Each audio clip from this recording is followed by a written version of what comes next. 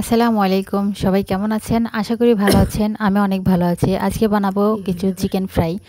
আপনারা এইভাবে ফলো করে বানিয়ে দেখতে পারেন, অনেকটা মজা লাগে। কারণ আমি এইভাবে বানাই বাসায় সবসময়। এটা বেশি মজা লাগে ফাস্ট ফুডের থেকে। তা আমি এর মধ্যে কিছু আগের থেকে আমি ভালো করে পরিষ্কার করে গোস্ত কয়েকটা রেখে দিয়েছিলাম।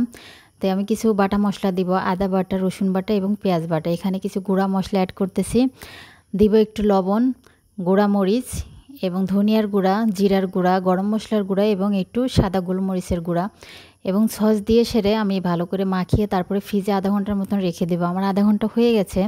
তারপর আমি এদিকে ময়দা নিয়েছি কিছুটা। ময়দার ভিতরেও কিছু গুঁড়া মশলা অ্যাড করব। দিয়ে দিয়েছি লবণ,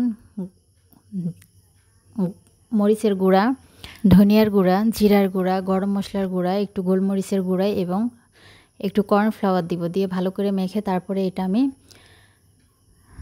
হাত দিয়ে ভালো করে চেপে চেপে তারপরে মাংসের শরীরে ভালো করে চেপে চেপে দেবো। চেপে চেপে দিলে কি মানে শরীরের মধ্যে ভালো করে যদি মাংসটা লাগে, পানির মধ্যে ভিজালে কিন্তু সেই মাংসটা আর উঠে না।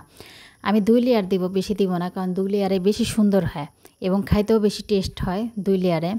বেশি মোটাও হয় না এবং বেশি পাতলাও হয় না। যাই হোক, আমার কিন্তু 2 লেয়ার হয়ে গেছে আর আমি 5 পিস আজকে ভাজবো। আমার হয়ে গেছে সবগুলাই। এদিকে আমি চুলায় প্যান বসিয়ে দিয়েছি, তেল গরম হয়ে গেছে আমার।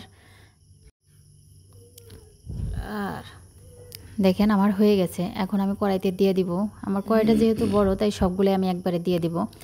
তো যাই হোক, চুলা ডিম করে কিন্তু এটা ভাজা লাগে, নাহলে কিন্তু ভিতরে কাঁচা কাঁচা থেকে যায়। এদিকে আমার বড় মেয়ে এক মশালা না যেন কী বলে এটাকে, আমি অবশ্য জানি না। ও ভাইরাল কি খাবার মোবাইল থেকে দেখে দেখে নিজে নিজে দেখি মাঝের মধ্যে এটা বানায় খায়, খুব স্বাদ নাকি। যাই হোক, এদিকে আমার চিকেন ফ্রাইগুলো ভাজা হয়ে গেছে। এগুলো আমি এখন নামিয়ে ফেলবো।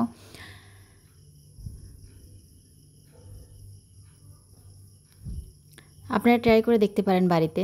তো আমার ভিডিও আজকে কেমন লাগলো অবশ্যই জানাবেন। সবাইকে অনেক অনেক ধন্যবাদ।